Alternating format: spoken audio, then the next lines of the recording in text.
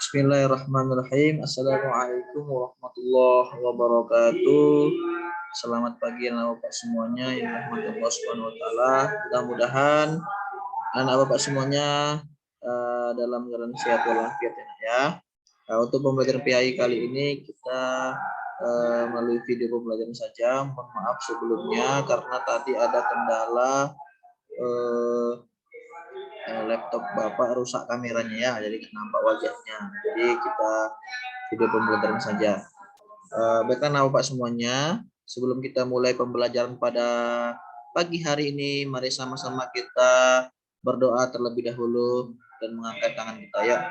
A'udzubillahi minasyaitonirrajim. Bismillahirrahmanirrahim. Raditu billahi rabbah wa bil islami dina wa bi Muhammadin nabiyya wa rasulah. Rabbi zidni ilman warzuqni fahman bi rahmatika ya arhamar rahimin. Amin. Baiklah Bapak semuanya yang dirahmati Allah Subhanahu wa taala, kita mulai pembelajaran kita pada pagi hari ini. Anak Bapak semuanya bisa lihat di layarnya. Materi pembelajaran kita pada hari ini adalah tentang sholat adalah kewajiban. Jadi perlu anak bapak semuanya ketahui bahwasannya sholat adalah kewajiban sebagai umat muslim. Ya, kata Allah aqimus shalah, kerjakanlah sholat, dan pembatas atau pembeda antara muslim dengan non muslim adalah sholat. Kalau muslim, kita ini kan muslim, berarti kita harus melaksanakan sholat. Kalau non muslim, orang-orang non muslim tidak diwajibkan untuk sholat, bahkan dalam agama mereka tidak ada sholat. Sholat adalah sebagai tiang agama. Maksudnya apa? Bagaimana maksudnya? Maksudnya adalah jika kita tidak melaksanakan sholat, sebagai muslim kita tidak melaksanakan sholat, maka bisa jadi nanti agama Islam akan runtuh, akan roboh, bahkan bisa nanti agama Islam itu hilang di muka bumi ini. Mau apa enggak? Enggak ya. Kalau tidak mau, maka sebagai umat muslim harus melaksanakan sholat sebagai untuk penegak tiang agama Islam. Jadi kita nggak boleh meninggalkan sholat, itu pokoknya intinya. Ya, Pak, kan kita masih kecil Pak, belum wajib untuk sholat Pak, wajib ya, harus melaksanakan sholat. Kata Rasulullah itu anak umur 7 tahun sudah diwajibkan untuk melaksanakan sholat. Kalau umur 10 tahun tidak melaksanakan sholat, maka pukul, kata Rasulullah. Kenapa seperti itu? Karena anak umur 7 tahun itu sudah dikategorikan mumayyiz. Apa itu mumayyiz? Mumayyiz itu adalah orang yang bisa membedakan mana pisau, mana kayu. Orang yang bisa membedakan mana baik, mana buruk, mana dosa, mana pahala. Apalagi Bapak semuanya kelas 2A ini yang sudah berapa umurnya? 8 tahun ya. Berarti sudah wajib untuk melaksanakan sholat. Sholat itu secara bahasa adalah ibadah yang terdiri dari gerakan dan bacaan. Jadi sholat itu ada gerakannya, ada bacaannya. Yang dimulai dari takbiratul ihram sampai dan diakhiri oleh salam. Nah, secara bahasa sholat itu adalah doa. Kenapa seperti itu Pak? Karena di dalam bacaan sholat itu adalah bacaan doa semua, dan pujian-pujian kepada Allah Subhanahu wa taala. Pak, sholat apa yang harus kita laksanakan? Sholat yang harus kita laksanakan disebut dengan sholat fardu atau sholat wajib. Ya, yang mana itu Pak? Yang 5 waktu dalam sehari, ada subuh, ada zuhur, ada asar, ada maghrib, ada isya. Nah, kalau kita ingin membuka HP, ada namanya passwordnya. Betul tidak? Betul. Kalau kita ingin membuka berangkas uang, pasti juga ada passwordnya, ya kan? Kita ingin ada yang punya rumah mewah, nah, membuka pintu pagarnya menggunakan password, ya kan? Nah, begitu juga ingin masuk surga. Kalau ingin masuk surga, ya, maka ada passwordnya. Apa itu passwordnya, Pak? Ingat passwordnya. Yang pertama passwordnya angka 2. Yang kedua 4. Yang ketiga 4. Yang keempat 3. Yang kelima 4. 2, 4, 4, 3, 4. Itulah password untuk masuk surga. Apa tadi? 2, 4, 4, 3, 4. Apa itu, Pak? 2-nya itu subuh, 4-nya itu zuhur, 4-nya lagi itu asar, 3-nya lagi itu maghrib, 4-nya lagi itu isya. Itulah password untuk masuk surga. Coba umpamanya kamu ingin membuka HP mama kamu atau HP papa kamu yang menggunakan password. Lalu tidak kamu tekan salah satu hurufnya atau angkanya. Bisa terbuka?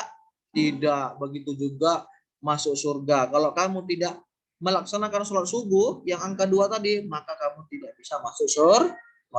Apalagi semuanya yang nggak ditekan, semuanya nggak sholat, 5-5-nya nggak sholat, maka alamat tidak masuk surga ya. Kalau tidak masuk surga berarti masuk ke dalam neraka. Maka orang muslim, umat muslim wajib melaksanakan sholat. Tidak ada kata tidak. Pak, saya sakit, Pak, sakit kepala, Pak, demam, Pak, sholat. Pusing, Pak, sholat. Ya, pincang kakinya, Pak, sholat. Tidak ada kata tidak. Ya, wajib sholat itu wajib.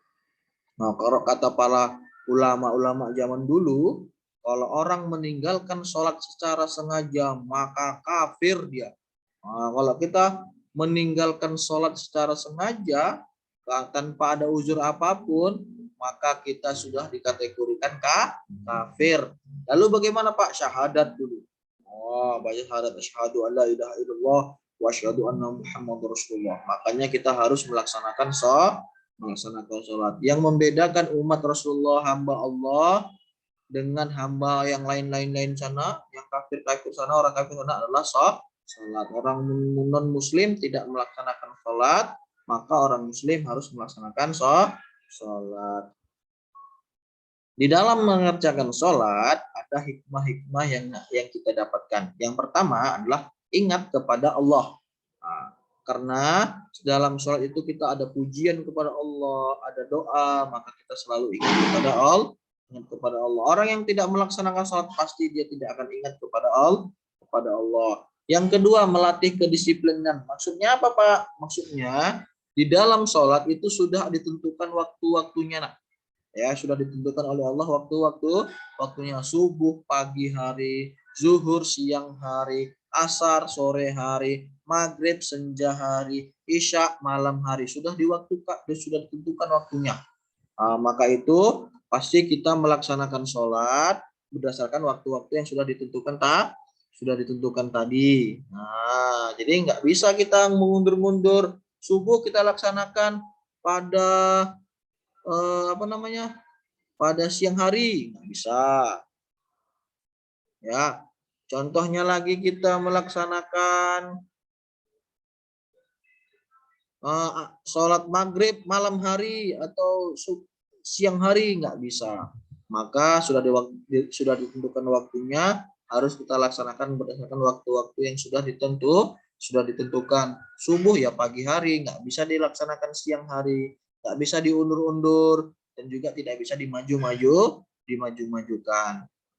Selanjutnya, orang yang hikmah melaksanakan sholat adalah menjadi orang kepercayaan dan kejujuran. Ya, pasti orangnya itu orang yang jujur. Kalau orang melaksanakan sholat itu pasti dia orang yang mudah dipercaya dan dapat dipercaya. Selanjutnya adalah jauh dari maksiat.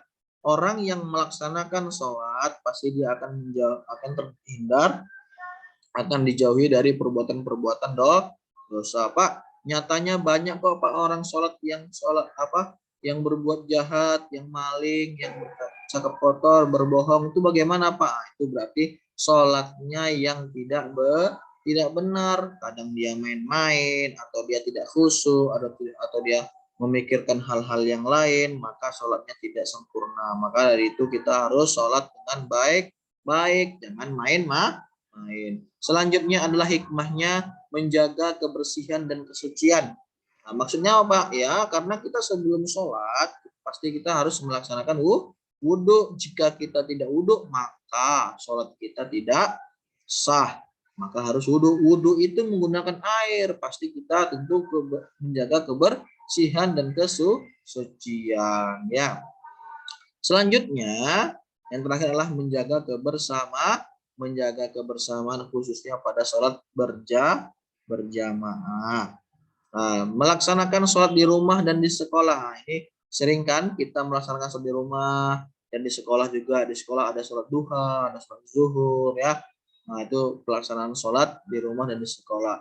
Sholat berjamaah di rumah. Nah, ini bagi perempuan berjamaahnya di rumah dengan mamanya, dengan papa, dengan kakaknya, dengan neneknya ya. Nah, jadi yang laki-laki harus sholat berjamaah di masjid ya, jangan di rumah. Nah, Pak, boleh nggak yang perempuan sholat berjamaah di masjid, Pak? Boleh ya, tapi kata Rasulullah lebih baik perempuan itu sholatnya di rumah. Nah, selanjutnya dalam sholat itu ada tata cara, ada gerakan-gerakan sholat. Nah, ini hanya gambaran-gambaran saja ya. Nanti ketika sudah masuk belajar ke sekolah, kita akan mempraktekkan tata cara atau gerakan-gerakan sholat yang benar. Ya, yang pertama itu adalah berdiri tegak. Nah, jadi sebelum sholat itu berdiri tegak, nggak boleh kita lari langsung sholat, nggak boleh. Harus berdiri dulu tegak dulu, siap dulu. Nah, ya. Nah, selanjutnya setelah berdiri tegak, kita melaksanakan gerakan yang namanya takbiratul ihram. Apa itu, Pak? Nah, itu yang awal. Allahu Akbar, mengangkat tangan. Nah, itu takbiratul ihram. Selanjutnya, setelah bertakbiratul ihram, ada namanya kita bersedekap. Apa itu, Pak, bersedekap? Nah, itu meletakkan tangan di atas perut. Yang bersedekap, bisa kamu lihat gambar yang pakai peci warna kuning itu, yang ketiga. Nah, gambar yang keempat itu ada namanya ruku. Nah, ini adalah ruku, meletakkan tangan di lutut, dan ingat wajahnya atau matanya harus memandang pada tempat sujud, nggak boleh ke bawah, nggak boleh ke samping kiri kanan, apalagi ke atas. Atau tidak boleh. Selanjutnya setelah ruku kita berdiri lagi, namanya i'tidal. Ya, sami Allahu liman hamidah. Nah, itu i'tidal. Setelah i'tidal kita turun ke bawah, gerakannya dinamakan sujud. Nah, ini sujud ini harus diperhatikan, Nak. Ada bagian-bagian tubuh yang wajib terkena dalam sujud. Apa itu, Pak? Pertama, jari-jari kaki. Jari-jari kaki itu harus menghadap kepada kiblat. Ya, kaki kanan dan kaki kiri itu harus digempetkan. Nah, jadi jarinya itu ditekuk menghadap kiblat seperti yang digambar nomor 1, 2, 3, 4, 5, di gambar nomor 6. Ya. Selanjutnya tangan. Nah, tangan ini harus menempel pada tempat sujud. Lalu keningnya, hidungnya harus menempel pada tempat sujud. Lututnya juga harus menempel tempat sujud. Nah, nggak boleh diangkat-angkat ya. Selanjutnya, setelah sujud, kita duduk di antara dua sujud atau disebut dengan iftirash. Ya, iftirash ini duduk di antara dua sujud. Besok Bapak praktekkan ketika berjumpa ya. Kamu bisa lihat gambar terlebih dahulu. Setelah iftirash, duduk di antara dua sujud, ada namanya duduk tasyahud awal. Nah, tasyahud awal ini, Nak, duduknya itu sama seperti duduk di antara dua sujud iftirash. Yang membedakannya hanyalah bacaannya saja. Ya, setelah itu ada namanya duduk tawaruk. Apa itu, Pak? Duduk tawaruk adalah duduk tasyahud akhir. Nah, ya, seperti yang kamu bisa lihat di gambar, seperti itulah duduk tasyahud akhir atau tawaruk. Dan yang terakhir adalah salam. Ya, melihat ke kanan dan melihat ke kiri. Nah, itulah salam. Itu tata cara sholat. Mudah-mudahan nanti kita ketika berjumpa, ketika masuk sekolah, Bapak nanti akan praktekkan tata cara sholat yang benar. Mungkin itu saja pembelajaran singkat PAI pada pagi hari ini. Sekali lagi Pak, mohon maaf hanya melalui video saja karena tadi ada kendala sedikit. Dan di akhir pembelajaran ini Bapak ingin menyampaikan minal aidin wal faizin, mohon maaf lahir dan batin. Selamat Hari Raya Idul Fitri 1443 Hijriah. Mudah-mudahan pahala puasa kita, pahala sholat kita, pahala sedekah kita di bulan Ramadan ini diterima oleh Allah Subhanahu wa Ta'ala, dan mudah-mudahan kita semua masih diberi kesempatan berjumpa dengan Ramadan yang akan datang. Amin ya Rabbal alamin. Bagi anak Bapak semua yang puasanya tidak full, usahakan untuk tahun depan untuk full puasanya ya, jangan sampai bolong. Dan juga Bapak ingatkan sekali lagi, sholatnya diperhatikan, jangan sampai meninggalkan sholat. Kalau kita meninggalkan sholat secara sengaja, maka kita jatuh pada kafir, bukan muslim lagi, jadi kafir. Maka dari itu anak Bapak semuanya harus melaksanakan sholat. Demikian pembelajaran kita hari ini. Mari sama-sama kita tutup dengan membaca hamdalah, alhamdulillahirabbil alamin. Subhanakallahumma wa bihamdika asyhadu an la ilaha illa anta astaghfiruka wa atubu ilaik. Bapak akhiri, wassalamualaikum warahmatullahi wabarakatuh. Dadah.